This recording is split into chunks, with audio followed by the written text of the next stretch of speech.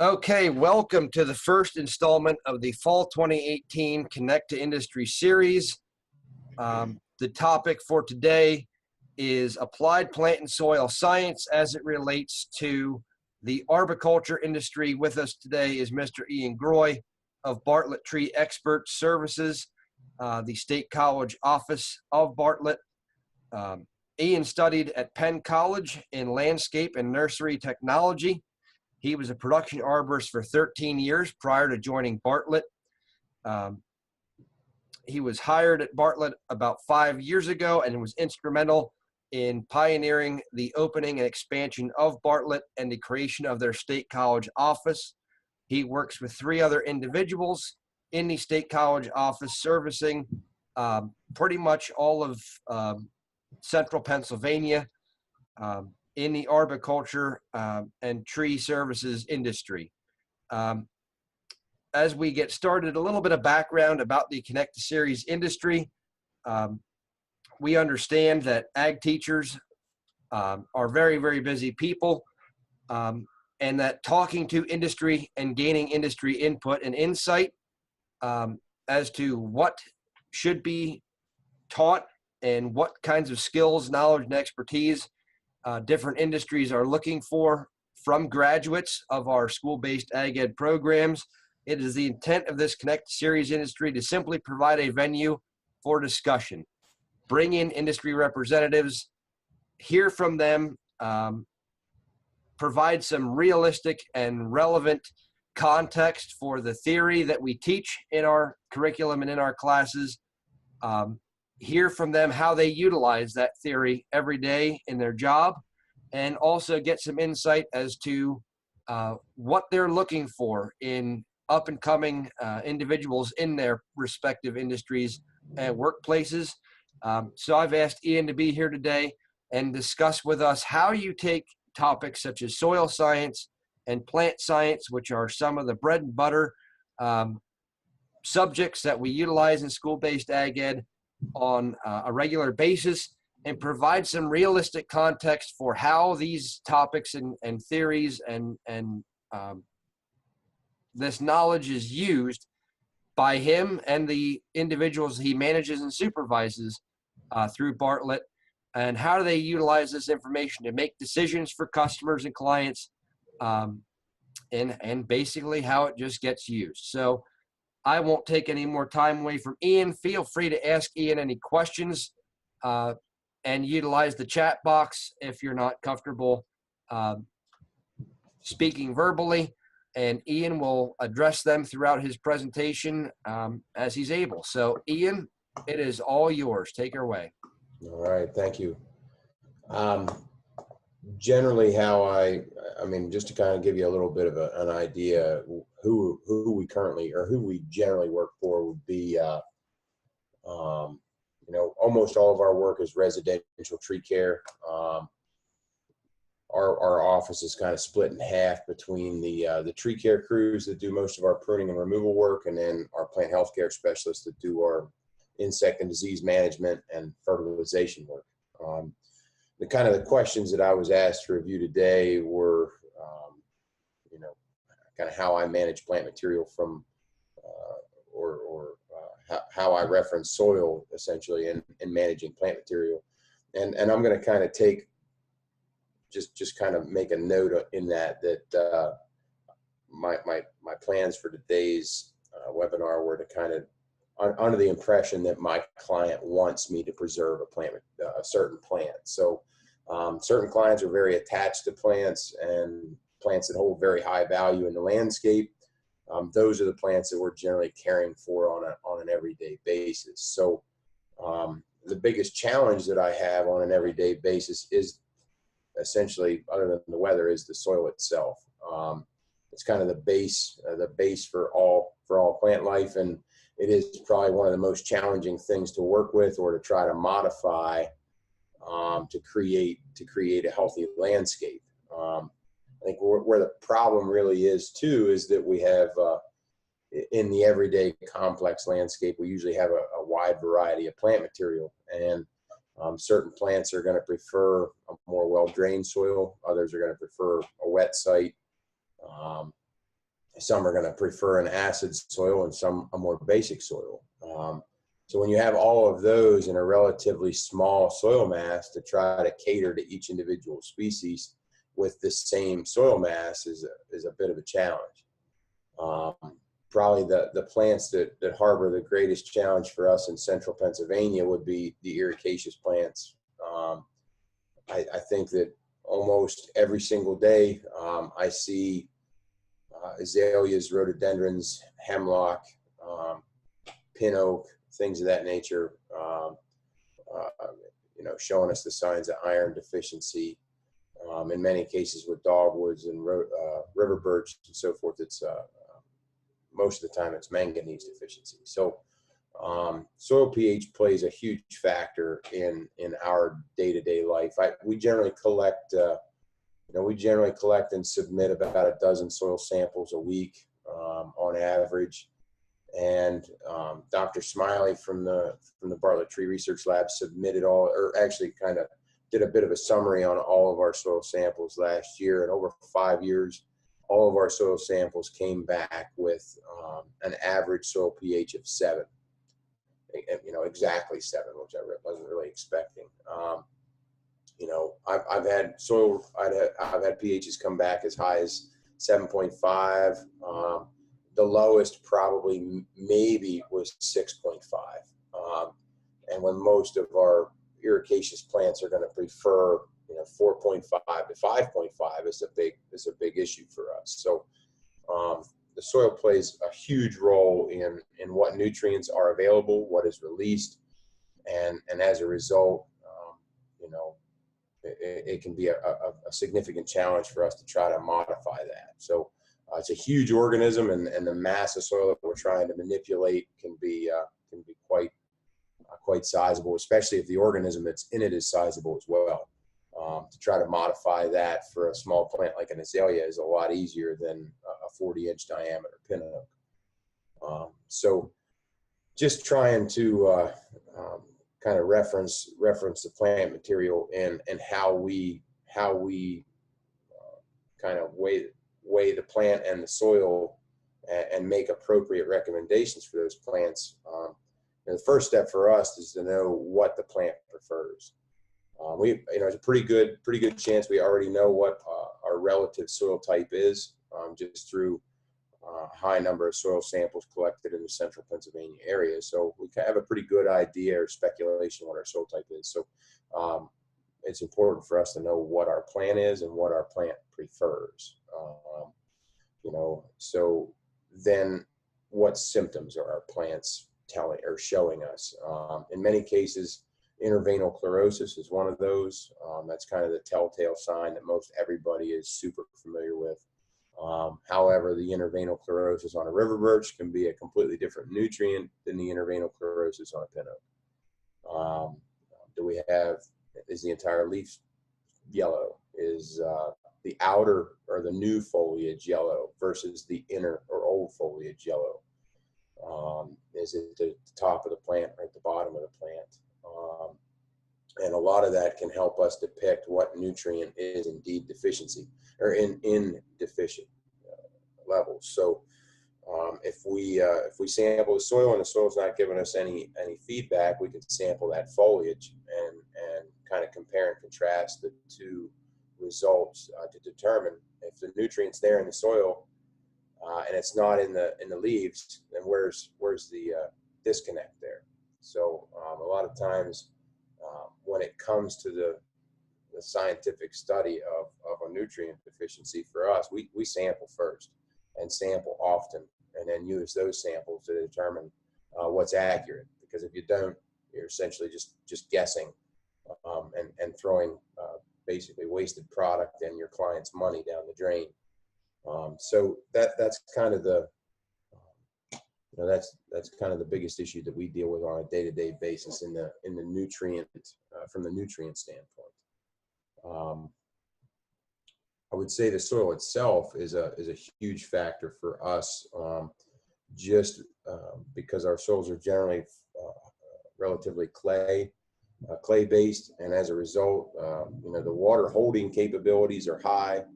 cation exchange capacity is high, nutrient holding capabilities are high, and the problem with that is the availability or the opportunity to become compacted, and overly compacted is relatively high as well. Compacted soil is a huge factor for us in central Pennsylvania, more so in our newly developed communities than it is in our more mature communities. But areas with foot traffic is a factor, vehicle traffic is a factor, then that in itself can be a problem for our plants. Most of our root systems are after water and oxygen and air and nutrients. So constant traffic issues or newly constructed homes, I'd have to say, would be the biggest issue that we have. Our contractors have really mastered the art of compaction, and settling is generally an issue for them post the installation of the home. So the more firm they make that site, the less likely they are to be called back out for shifting and movement of a home or a foundation, walks, drives, etc. And that plays a huge role in the success of our plants after the fact. And that compaction issue is rather challenging for us to deal with. It certainly is something that you can't always see. I mean, the nutrient deficiency is something that we can walk into the landscape and we can usually identify that on a plant and then kind of trace that back to the soil. Soil compaction is not necessarily something that you can walk into a landscape and identify and then, soil's compacted. So a bulk density test on soil is rather challenging to collect, challenging to ship, and then challenging to test. Usually you can get a pretty good idea if that's an issue simply by trying to get a probe or a Dutch auger or soil probe into the ground. But it's even more challenging to try to mitigate that when you've got an active or live root system in the same space. So if you're going to prepare a site for new planting and you have suspicion that the soil has been damaged by construction, then you can take that opportunity to rototill and add amendment, organic matter, cultivate, etc., and prepare that site for the given species of plant material you intend to install. When you do the installation of a landscape and you are not aware of the fact that compaction issues exist until after that plant material is in the landscape, then you're definitely limited on your ability to modify that soil mass around a series of living organisms without doing further harm to them. Compressed air is usually about the only option that we have through a process we've termed root invigoration, using an air spade to compact or decompact and add organic matter and cultivate that soil around living roots without harming them. So that would probably be the hands down the best thing that we can do to a new construction site to try to prepare the soil mass for plant material. You can also use that opportunity to add any amendments to that site at that time as well, whether it be a nutrient or sulfur for pH mitigation and so forth. I've also used that for root rot treatment as well. And with that being said, that would probably be the other big factor that I run into on a day-to-day basis. Naturally occurring soil organisms create quite a bit of problem for me day to day. Things like Phytophthora root rot, Phytophthora canker, verticillium wilt, Cytospora canker, Fusarium and Bartlett canker. These are everyday occurrences for me. And the soil itself plays a big role in whether or not a plant is going to be healthy in a given site. I think the important thing to note is that things like Phytophthora and verticillium, Botryopsvaria, Fusarium, these things are opportunistic soil-borne fungi. So if you've got a perfectly healthy plant that doesn't have any damage to the root system, is growing at the appropriate rate, and it generally is going to combat these fungi naturally on their own. Almost every time that I find Phytophthora or Verticillium and things of this nature, that plant has a predisposed defect, and it has opened the door for these opportunistic fungi to work their way into the vascular system and start to create decline. So again, it kind of all goes back to right plant, right place, right soil type, right plant. And I think probably a pretty generalized example would be eastern white pine in a low-lying soil, low-lying area in a heavy clay soil. You can pretty much guarantee that that plant at some point is gonna start to decrease. The internodes are going to start to shrink up year after year after year. Needle length is going to decrease. You're going to start to notice discoloration, and eventually, Phytophthora root rot is going to start to take effect on that particular plant. However, if that same plant was on a higher grade, even in the same soil type, you're a lot less likely to develop issues with Phytophthora. It's pretty much the biggest. Phytophthora alone is probably the biggest factor that I have as far as soil-borne fungi on a day-to-day basis in the urban landscape, and not a whole lot that we can do to change that other than to kind of break the disease triangle. Soil or a pathogen, environment, host. We're always going to have the host. We're always going to have the pathogen. If we can modify the soil mass to accommodate the plant, then we're generally pretty successful there. What's the question here? Can you dive deeper into the cation exchange capacity? Realistically speaking, I don't know that I necessarily can. I don't approximate cation exchange capacity on a day-to-day basis. I know that my nutrient and water holding capabilities in our soil types are high. We've also started to kind of study the use of addition of biochar into our soil to try to modify that soil on a long-term basis instead of just utilizing organic matter. And that will help mitigate issues like Phytophthora. But it has an extraordinary holding capacity for nutrients and water and so forth. So as far as the exchange, that's not really in my day-to-day lifestyle, I'm afraid. But I'm familiar with it. It's just that we're generally fairly results driven to a certain degree, and that is definitely a little more science than I in the field am involved with. Our lab staff down at the Bartlett Tree Research Lab maybe has some information on that, but unfortunately that's not necessarily my forte. Let me think here. So the other question was, how do I use plant anatomy and physiology to kind of to work with soil and my clients and so forth. So I think that the first order of business is to know your plant and what your plant should be, how your plant should be performing under average or ideal conditions. Usually leaf size, leaf color, crown density, annual growth increments.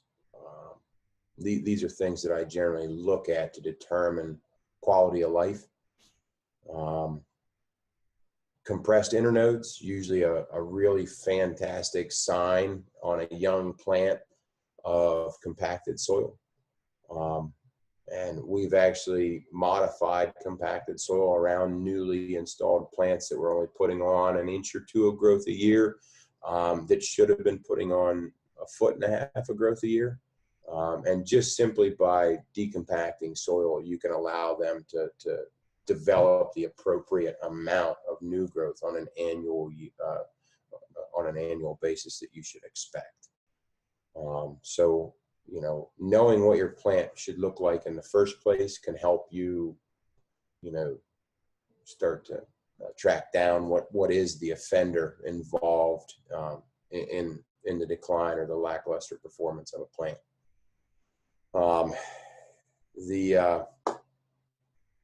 Gosh, I just lost my train of thought. As far as mitigation for these soil-borne issues, you know, soil pH is probably the hardest thing that I've ever been asked to change. It should be considered an annual event. I buy sulfur by the ton, and that's basically because the hardest thing that I've been asked to do is to make a soil more acidic. So we've got a neutral soil, and you know, the vast majority of the population that I deal with on a day-to-day basis is not aware of that. They're pretty confident at this point that we have a fairly acidic soil. If they have conifers that have deposited several years of annual needle duff at the base of the plants, they now consider that to be a highly acidic site, to where they cannot necessarily grow plants other than the conifers that are there. And it could not be further from the truth, unfortunately. I have worked for several seasons to try to lower the pH, and that involves 3, 4, and 5 applications of a topical granular sulfur per year. You know, once in March, once in June, once in September, once again in December, January, and that has to go on and on and on, and that's what it takes just to kind of gently nudge that pH level down a little bit. So when you start with a pH of 7 and your expectations are to get it down to 4.5 to 5.5, you're looking at years of work. The only other way that you can kind of you know, expedite that process would be to you know, utilize a field tool like an air spade to put a higher volume of sulfur on the surface of the soil and then cultivate that sulfur down into the mineral soil. And then even still, you're probably not going to make the impact that you're quite hoping for. So that hands down is probably one of the biggest challenges that I deal with on a day-to-day basis is pH modification.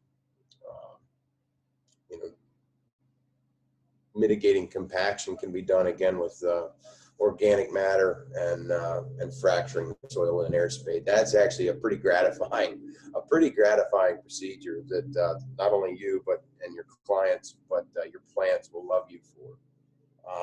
The results are fairly instantaneous if it's done during the dormant season. You can see results literally as quickly as bud break the following spring. If you're dealing with conifers like hemlocks and you've got iron deficiency evidence there, if you do fracture that soil and add sulfur into the ground to try to buffer that pH, you can literally watch them change color over the next 3 to 4 months, even if it is during the dormant season. It's fairly gratifying as well. So probably the hardest thing that I have to deal with on a day-to-day basis is soil-borne fungi. Phytophthora is probably hands down one of the biggest. Mitigation is really just an attempt to mitigate. It's not necessarily a true mitigation practice, but soil modification is probably one of the more costly ways to manage root rot fungi, just because it involves time, labor, dry goods, and so forth. But treatments with systemic fungicides are about your only real avenue to try to drop that level of viable phytophthora in the soil. No real treatment for a lot of things like cytospora, canker, fusarium, and botrysphaerium. So no chemical treatment anyway. You know, so that's a challenge for me day to day. The only other issue that I've been running into a lot here lately in State College is actually crown gall. It's a soil-borne fungi that affects things like willow, pecan, rose, and Bradford pear. It may actually be the answer to the Bradford pear because it kills them quite efficiently. And a lot of times all that's subsurface on the root system, and we have no idea it's even there until the plant internodes start to decrease, leaf size decreases, early fall color decline, and then eventual succumb to things like bark beetle or etc. So that is about all I've got.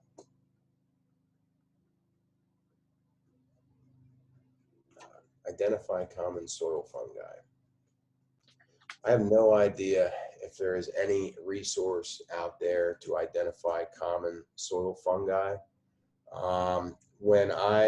When I have suspicion of something like Phytophthora, I'm basically looking for the sloughing of the cortex in the root system.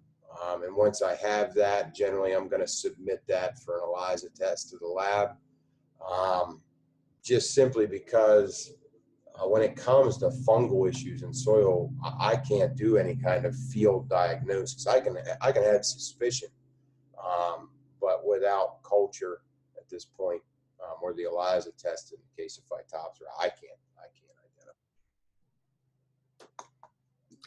identify. Ian, could you use this opportunity to address the workforce needs of the arboriculture industry in discussion with you as well as Dr. Savage up here on campus? I've heard from numerous sources that finding people to fill positions within the arboriculture industry is a challenge the industry is facing right now. Maybe speak to career opportunities in the arboriculture industry, as well as any training that is recommended or required by entry-level folks looking to break into that industry. Sure. I don't know how many meetings that I've sat in on or been a part of here in the last year. It's quite a few, all geared towards the struggle to find people in general, and that's not just necessarily as a production staff from an arboriculture standpoint. It's really just people in general, folks that want to work. The issues that we've got right now are across the entire country. If somebody was willing to travel, we could put them in an office in any state in the country, almost, let's say today. Plant healthcare specialists, generally, pretty challenging to find somebody that is geared towards plant management. Has a lot of knowledge of insect and disease, or general perennials, herbaceous perennials, woody perennials, and has a vast plant knowledge. So that's a challenge. The tree care team, obviously, again, that is a challenging job. It is not an easy dollar, as they say. We work rather high off the ground, suspended by ropes, and we use sharp tools every day. Gravity never takes a day off. So that does take a special kind of person, and it's a generally physical job. But right now, our biggest problem is finding somebody motivated and comfortable doing physical labor. As far as my expectations for someone prior to hire, realistically speaking, it's all attitude at this point. I can teach arboriculture, and if they've got the right attitude, moral compass is straight, generally we can bring them up through the industry in fairly short order. In an ideal world, a horticulture degree, a forestry degree, someone even vaguely familiar with certain plant material that's fantastic. I mean, when it comes to the nuts and bolts of the actual plant health care work or the actual tree care work, I can teach that. I just need someone familiar with plant material and how plants operate. But the deficit is high. We had expectations of several hundred employees to be brought into this company last year, and it was all we could do to try to make that happen.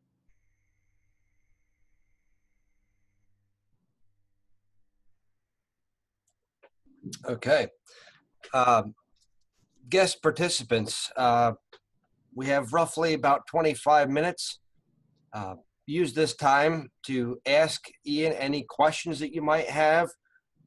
If you have an idea for a soil or plant science related lesson that you'd like his input on, or if you are looking to create a project, a lesson activity pertaining to plant or soil science, and you'd like Ian's input as to different directions you could take that lesson or project, feel free to unmute and use this time to ask him.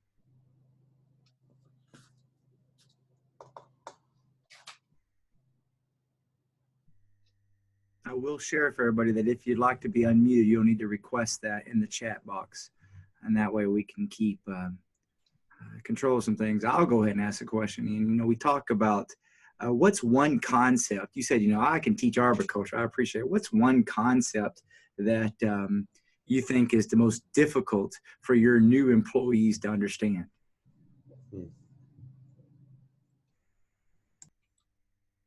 That's tough. Probably the most difficult thing that I would have, that I would say is difficult for my newest employees, is turnaround time for dealing with issues, soil related or plant related. Like they're expecting some instant results, so to speak, whether it be after a fertilization treatment or whether it be after an insect or a disease treatment, after a pruning practice has been completed. The unfortunate thing is that we are kind of at the mercy of our plant material, and we've only got one season's worth of growth to work with, and for that plant to react to. So it is a slow process. It is a multi-year process to try to mitigate soil issues or to try to mitigate structural defects on plants. And I think a lot of times folks are unaware of how long that can take. I know clients certainly are. They want the light switch. They want instant gratification. In fact, our generation, we are an instant gratification generation at this point with technology and so forth. So the fact that a lot of our practices have to be slowed down in order to operate effectively, that can be a bit of a struggle for folks. One thing that our students usually like using and learning with is identifying a problem, an authentic problem, and using that for the students to solve in the classroom to learn the material. Unfortunately, they're not all experts in these different areas, so sometimes they actually have a hard time of finding those authentic case study / problems to work a student through. So if a teacher were to approach you and ask you, hey, how can I do that? How can I, could you help me create a problem? I guess I'm asking you what advice you would give them on how you would want a teacher to approach you. No, anytime. So like, what do they need to tell you and what do they need to ask for in order to get that case study? Like, how do they need to frame the request? Because some of our teachers might be working in a different part of the state, or obviously those in central Pennsylvania are going to come straight to you. But I'm kind of coach them of like, this would make it easiest and allow me to be the quickest in responding if someone came to me and asked for a problem or a case study. Well, the one thing that I can tell you is that from an individual standpoint, most folks that work for Bartlett that are in positions similar to mine, we actually work to develop a relationship with our schools. Okay, I mean that's huge. I work with 2 different schools right now to try to keep an open relationship between the instructors, the students, myself, and our business, because we want you to be training your students to to kind of be appropriate for our line of business. And I think that you could probably reach out to almost any Bartlett representative and say, hey, I'm looking for some fresh ideas for my given program, and instantly get a fairly quick reply back as an opportunity to get in front of fresh students and tell them all about the world of arboriculture. And I think case studies would kind of would develop naturally from that conversation. Ian, plant and soil science aside, what are the types of mechanical expertise, power systems, power equipment, that are beneficial to an entry-level arborist? Okay. Something as basic as hand tools, shovels, rakes, cleanup tools like blowers. Chainsaw use obviously is great. Rarely ever do I get somebody that's an expert chainsaw operator that isn't actually a not so expert chainsaw operator. Driver's license is fantastic. In fact, it's necessary. A commercial driver's license is even better. Manual shift transmissions, of all things, they're handy to know how to operate as well. If anybody has general loader operation skills, whether it be a skid steer, a tractor, or an articulating loader, that's fantastic. Basic pruning tools, hand saws, loppers, hand pruners, etc. Those would be handy as well. The real detail-oriented things, such as resisted graft or sonic tomography, aerial lift, obviously that would all be taught in-house. Ian, what's the work season look like? With winter storms, there's obviously going to be down tree and limb cleanup. What is your industry pretty much a year-round industry? Is it very seasonal? And I guess on a totally separate point, what are some of the income and compensation ranges for entry-level folks? Okay. So as far as the seasonal end of things, there will be highs and lows as far as volume and demand. We do work year-round. Last year, we may have lost 6 to 8 days due to foul weather. We try to choose our work for the weather. Our dormant season here, kind of from November to the end of March, is a pretty important season for us in central and western Pennsylvania, only because we have issues with oak wilt, where we cannot prune oak trees, for example, during the growing season. So the months of November, December, and January have essentially been entirely spoken for already, with backlogs for our clients. Definitely the phone kind of sets the tone for hours worked in April, May, June. But October, November, and December can be equally as hectic.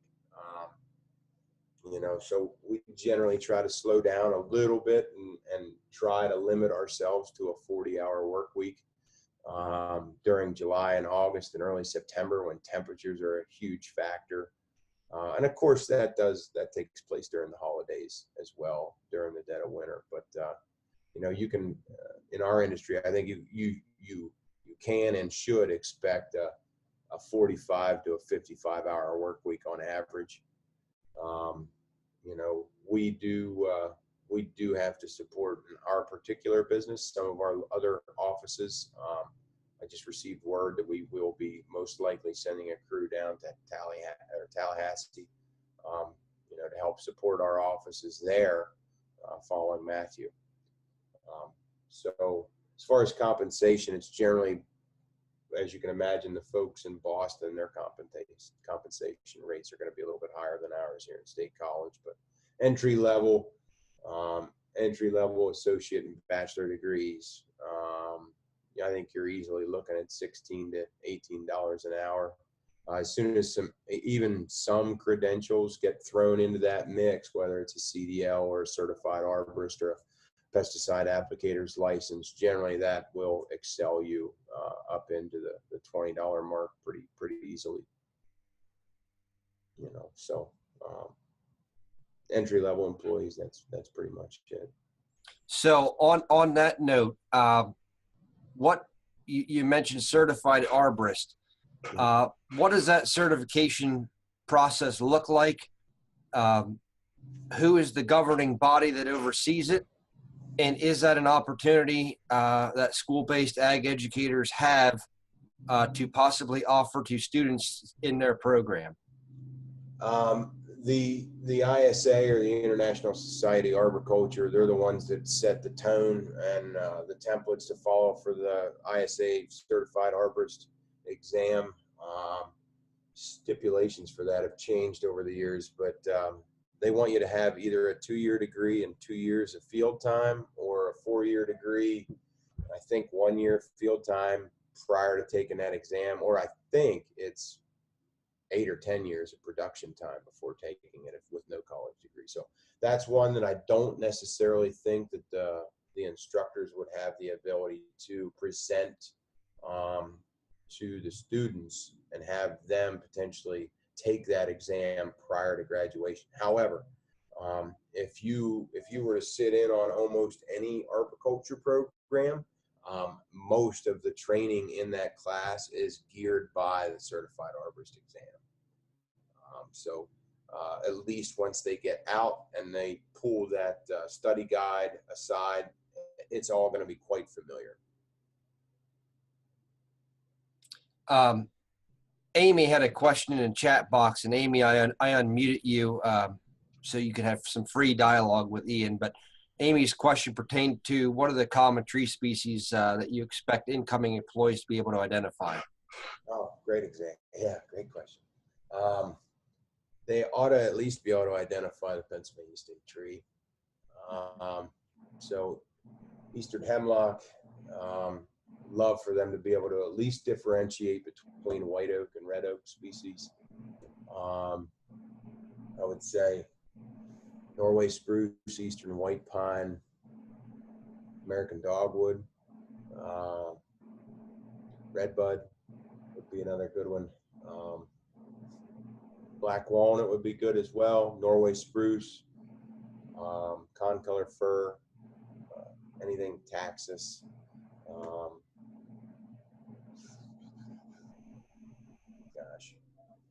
Red maple. Okay, can't forget that. You got to know red maple, sugar maple, Norway maple. Invasive species to be thrown into that would be great. Box elder, ailanthus, things of that nature. Should know sumac, I think, as well. Crab apple. Those are a few. I could go on. I mean, ideally, I'd love them to know them all, but that's a pretty brief list. Ian, does Bartlett or do arborists typically get into fruit and orchard species as well, or is it primarily only ornamental? I would say yes. Most folks that are bona fide plant lovers usually end up with a garden or a hobby orchard of some type. I work for several dozen folks that have the hobby orchard that range from 1 fruit tree to 30 fruit trees. We usually spend the entire month of March at my office doing fruit tree pruning, preparing the plant material for the coming season. So we do quite a bit of that. There's you know, we usually stay away from grapes. They're kind of fickle, temperamental. We do crop treatments as well, and we are licensed to do so. We as a business work with some of the oldest orchards up in New England that have kind of the parent plants for some of our oldest varieties of apples as well. So as a business and as an office, yes, we do indeed manage fruit trees. That is going to vary greatly across the country and from an office to office standpoint, I would say.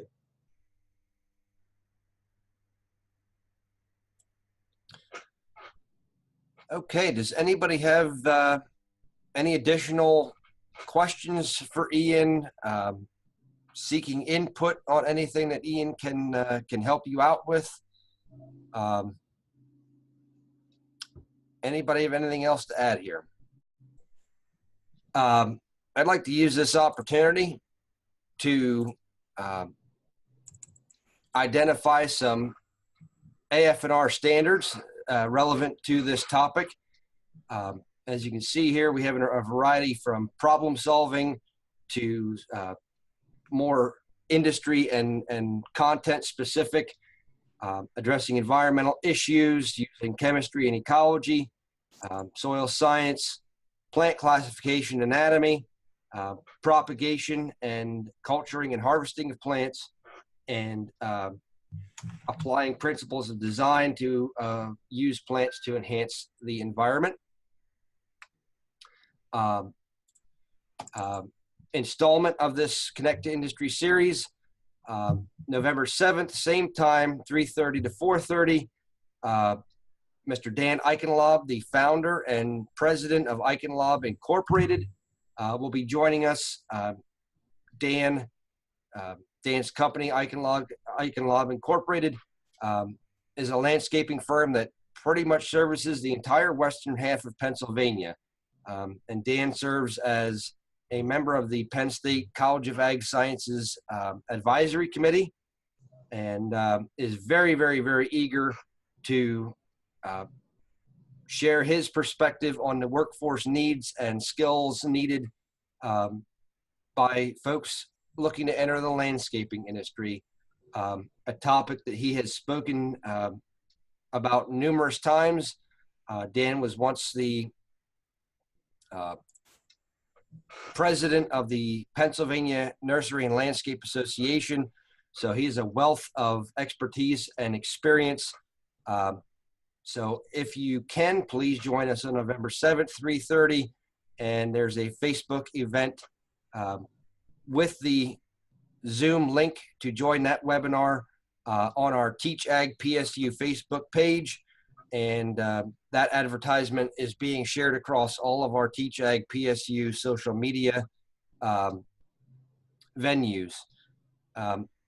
If you'd like to view this recording again, and for those individuals that may have wanted to join but were unable, all of the recordings, once edited, are archived on our Teach Ag PSU YouTube channel, and we're working on creating a section on our Center for Professional Personnel Development webpage, where all the recording links can be found to view later. So with that, if nobody has anything else, Ian, thank you so much for taking time out of your busy day. And to all of our guests and participants who joined us, thank you. Spread the word, and hopefully you can join us in November. Thank you.